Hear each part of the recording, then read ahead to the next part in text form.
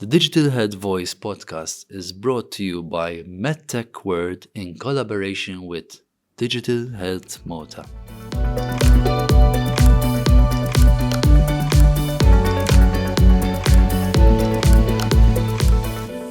Episode number 25. Whoa, a quarter of a way to 100.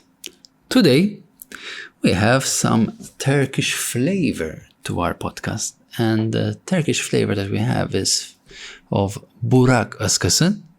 Özkösem is the CEO and founder of Pera Labs. You'll be listening to some very interesting topics here, but the concept of fertility comes really high on the agenda in this podcast, and we even have some insight into family health. And with that in mind, let's dive deep into the podcast. So, welcome Burak to the Digital Health Voice. Believe it or not, Burak, it's the 25th episode. Not bad at all. It's like one quarter of the way to 100. So with a little bit more persistence, we'll actually get there. But Burak, we love to hear stories on the Digital Health Voice. And we love to hear stories for the simple reason that it really brings out the core of digital health, which is, the human connection, the human relationship, the human healthcare professional. And I'd love to hear about your digital health journey. How did you end up on the Digital Health Voice? How did you end up in digital health in the first place? Tell me all about it. Stefan, thank you very much for the invitation. So I'm really happy to be here talking about what we do and why we do. I'm Burak Özkösem. I'm the founder and the CEO of Pera Labs. And as a Pera Labs, the whole idea, actually, it was not digital in the beginning. All I wanted during my PhD and working on sperm and eggs in Canada at McGill University, just sitting in front of the microscope hours and hours, try to find which sperm are better than the others and try to separate them and so on. I said, why we don't have any automation like the cancer researchers have or like infectious diseases people have. So there was no automation. And then it was just like a dream. But then, after the PhD, I was in Boston, and then I had an opportunity to meet some optics engineers, and they were building amazing microscopes. And I said, okay, and I saw that the microscopes are digital now. So then we have an opportunity to basically innovate the reproduction, the human reproduction. So the idea came from there. I was very lucky and fortunate to meet amazing the deep learning experts. I asked them basically is it possible? They said, sure, it is possible. And then the concept was if we can do or apply artificial intelligence into, segmenting and classifying different faces, different car license plates and so on. So why not to be done for the only moving cell in the body, which is the sperm, and then that can be done. So it started and it became digital.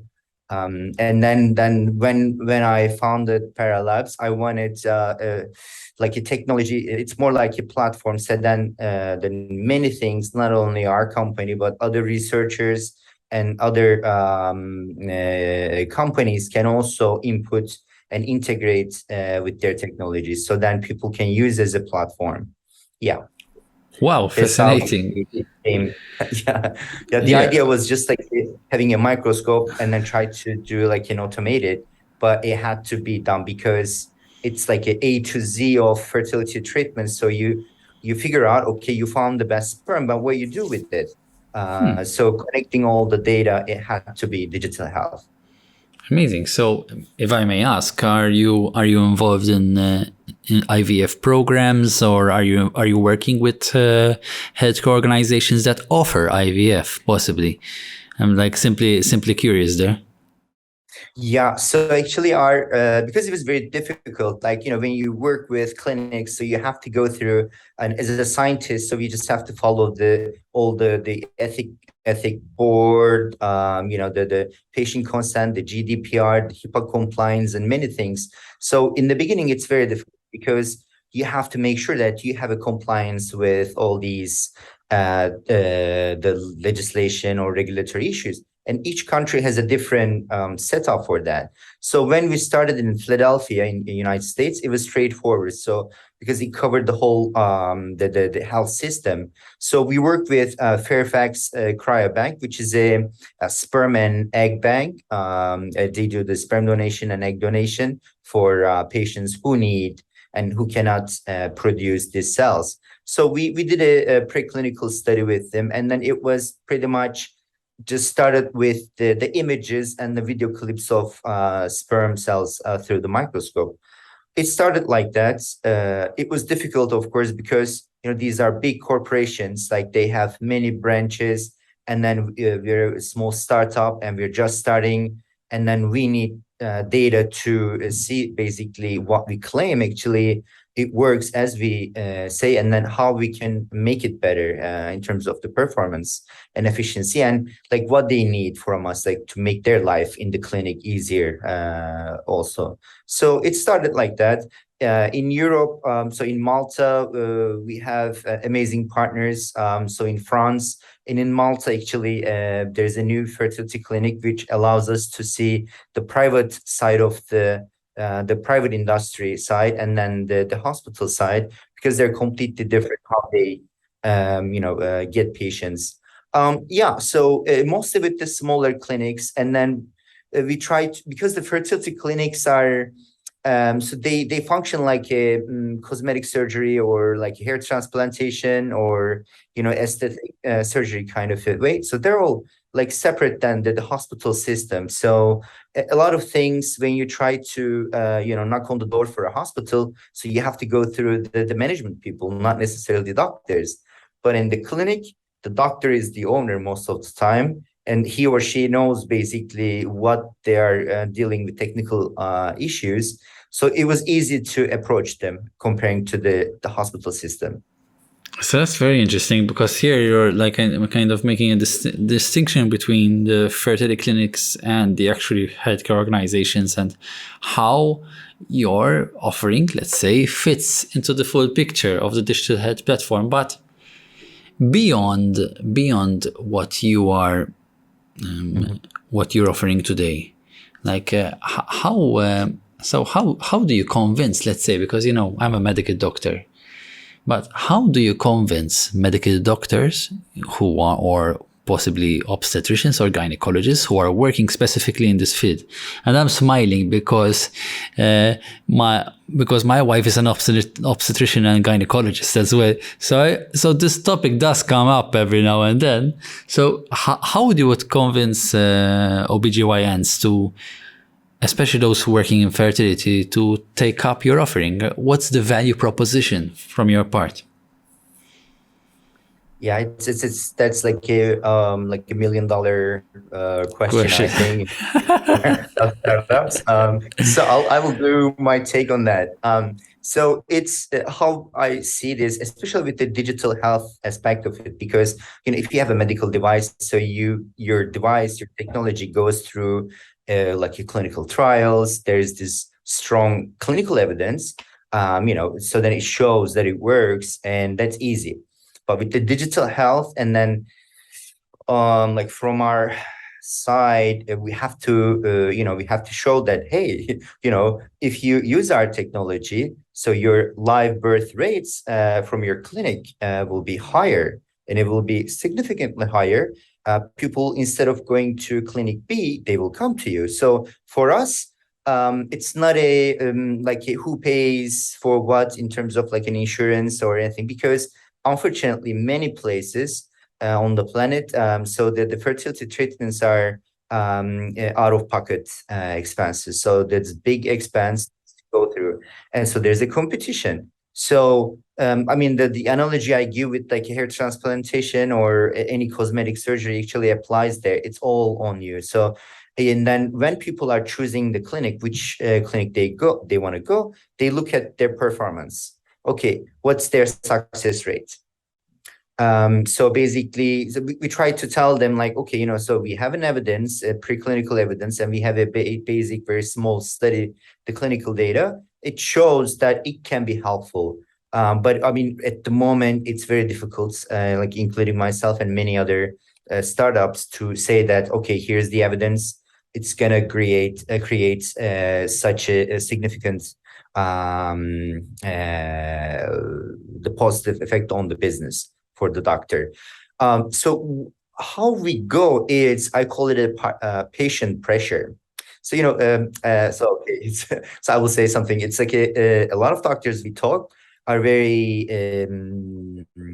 traditionalist. So it's obvious because of the training. So they know certain methods, techniques, and then they've been trying several years in different patients. Everything works fine. And then providing them something totally different, like kind of like an iPhone, but then imagine that when the first iPhone came out, and then you claim that, and then it's going to be changing the whole dynamics of the treatment strategies. So you have to convince them, right? So that convincing, we go through the indirect way. So, okay, we try to talk to the couples. For us, the way we go is the major pain points, not necessarily, oh, it's going to help you spend less. It's going to help you spend less time analyzing certain things. So then you will save in the labor, and then you can do more difficult cases, let's say. But beyond that, in terms of how it's going to affect the performance, so we start with very difficult cases. We try to show them, okay, especially the aging with the father's aging, and then how that affects the offspring, the child. So we try to figure out. So like right now, what we are focusing on is like mostly if they have older patients, let's say older the father-to-be ones, and we try to say that, okay, so the success rate is so low that whatever you do, actually, they're willing to accept anything even beyond that percentage. So that's one thing. But I think each domain, I mean, if you're in cardiology or neurology or orthopedics, I think there are differences. But I can talk about the fertility aspect of it. The more difficult the cases, we have more chances to see to show them, because there are no other tools. I mean, either you choose something, or you're just gonna go with the low efficient, not really efficiently working system. So, but if we have a lot of competitors, it's very difficult to, is like a technique is already working very well. Why you need the digital version of it? But we try to go with the ones that there's nothing or underdeveloped. The cases, I would say, or the techniques. Yeah. Interesting. Burak, I mean, there you've went through a whole, you've went through actually one of the most intriguing questions and intriguing challenges that we face as doctors. Sometimes we're so used to doing things in the old way, and because we work under time pressures and because we have to work every day, it's not as if we're like a hotel, for example, where we can close down the hotel for 3 weeks and we just focus on preparing for the change without the guests running around. But no, in healthcare we end up having to prepare for a change whilst people are literally jumping on you, asking for your attention or having to deal with an emergency. I think that kind of challenge that we face in healthcare to do any form of change management, we have the engine is still running at full steam ahead. It's very, very difficult or very unlikely where you have a situation where a healthcare organization closes down for a short while to undergo a big change. It's not that common. If we have options, yes, we would do that. Well, that's not so often. But with that in mind, Burak, this quite is interesting.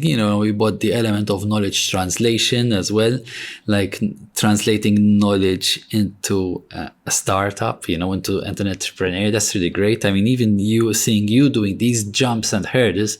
First, you mentioned Philadelphia, then you mentioned Boston, and now Malta. It's really great that you've done this journey. And I think we can all be inspired by what you've been through. But if we had to look into the future a bit now, Burak, what does the future look like for digital health and MedTech? And possibly, especially in your field, how do you see it evolving further? Do you see, IVF treatment, or do you see, all the work that goes into preparing for this very, very, painstaking process, so to speak? How do you see digital health fitting into the picture, and MedTech as well? How do you see it coming all together?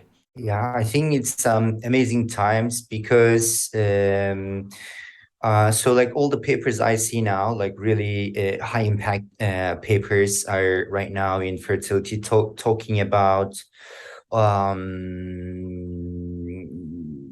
that the things that we couldn't imagine, developing testes or the ovaries in the chip in the laboratory, and many other things that would help, let's say, the cancer, puberty cancer patients, for instance, because the stem cells were helping in a certain way, but now if you take a stem cell and then it might bring the cancer back because the cancer is there. But imagine that you have the sperm, or and then it's pretty much kind of edited, and then it's free of the cancer. So then the kid grow up, and then he will have an opportunity to have a child, and without worrying about if his cancer can come back in the child. So what I mean is the new things and a lot of things changing. So the technology, and then especially with the deep learning. So right now the using AI in choosing the better embryo, it's there. It's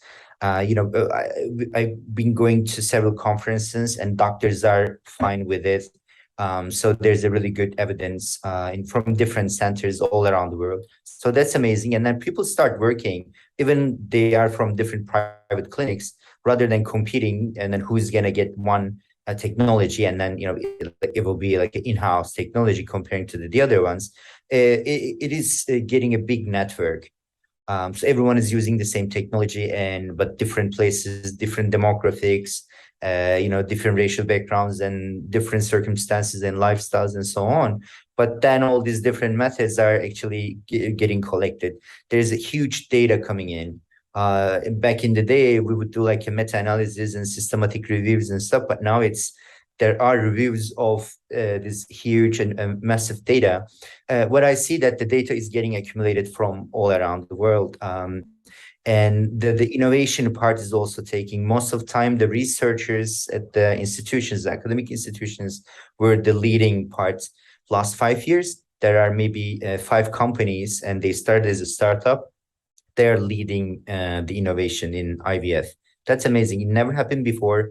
It was very conservative in terms of being open to innovation. But the last 5 years, although there was COVID, because all the academic institutions were closed, but these small startups, they kept working. And so there is some development last 2 years, while people were kind of quiet or silent because they couldn't do much research or at all. At the universities, there were small companies start doing things. So in terms of the data, there's huge data coming in, and what I see, maybe 5 to 10 years, there will be in need of data aggregators, or warehouses. Then all the data will be coming in, and then people will be knocking on their doors. Hey, I need this pregnancy data in these countries from in 1990 or 2006 to 2019 or something. So then there will be more things researched and analyzed in a better way, I think. It will be shorter. So the papers are coming out in a shorter time now. That's very interesting. It used to take, to publish in Nature or Cell or Lancet or JAMA, now it's shorter. So then the dissemination of knowledge and the clinical innovation, it's easier and more affordable, I think. So there will be a lot of changes, I believe that, and there will be a lot of collaborative work. And then this is happening in different scientific conferences, different expos. Now everyone is meeting and then try to figure out, this is the finance part, the venture capitals, because you need the money to support the project and then turn into a commercial or clinical product, I would say, and they will help saving people's life or increasing the quality of life, basically.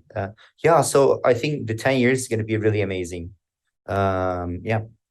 Very exciting. Wow, I mean, when you mentioned data warehouses and data, you kind of reminded me actually of data pipelines. This is actually one of my favorite topics. Okay. So just mentioning all of this, I said, okay, great. I'd love to work with you and to, especially now that you are also based in Malta. So that's really fantastic to know what you're doing there, especially from a research point of view. I think there's a lot that can be done there. But Burak, believe it or not, we're coming close to the end of the podcast. Like, really, time flies by when you're having fun. And I want to give you an opportunity. You have now 1 minute to raise awareness on any specific topic of your choice. So you mentioned a couple of things, but it doesn't have to be healthcare. So you can choose any specific topic, and I invite you to raise awareness on it. The floor is yours. Go for it. Thank you. And I think it's, my goal is try to start with like thinking local and applying to global scale. So I turn this like a funnel the other way around.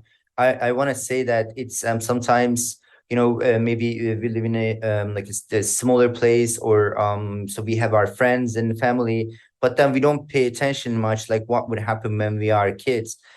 So I was very, like, when I had my kid, my son, that looking into that, like how healthy it's going to be. So what I would say that, from our side, we have to take care of ourselves. But of course, when the time comes and then you want to start a family, we have to be really looking into things, so both parties, father to be and mother to be. So it's very important. I think that the most valuable and most important investment is the family. So we just have to be really, I would say, looking into awareness in terms of our own health, and we call it the family health. So it's all the way to the baby. So we just have to pay more attention, I think, because that's the major part, and the family health. So just pay more attention in terms of the lifestyles and potential things coming through the family, or we are not aware of it maybe. So we just have to be more aware, I think. That's my suggestion. Yeah. Burak, you've got my vote. As a daddy of a 4-year-old, I would vote for you for sure. But really, I mean, actually, this is so unique. I love this 1 minute because there's always a unique topic coming up. And now the topic that you've mentioned is family health. Like not just thinking about individual health, but about family health and how that can possibly affect the rest of the family's health. So that's really, really interesting. And sometimes I haven't even started thinking about that. But with that in mind, I'd like to thank you, Burak. I would thank all our listeners. You can follow us and listen to us on all podcast players. We're pretty much everywhere. We're on Spotify, we're on Apple Podcasts, we're on Google Podcasts, you name it, and you can find us there. If you have any podcast player and we're not there, please reach out to our team and we'll try our very best to accommodate your request. We're also available on social media, on the MedTech World socials, on Facebook, YouTube, Twitter, LinkedIn. You find us there and you can get the latest podcast, which is also available as a video. So with that in mind, thank you, Burak, and I'll see you in Malta, hopefully, in November. Yes. Yes, at Cheers. the conference, definitely. Thank you very much for the invitation, Stefan. Yeah, شرفه. Cheers.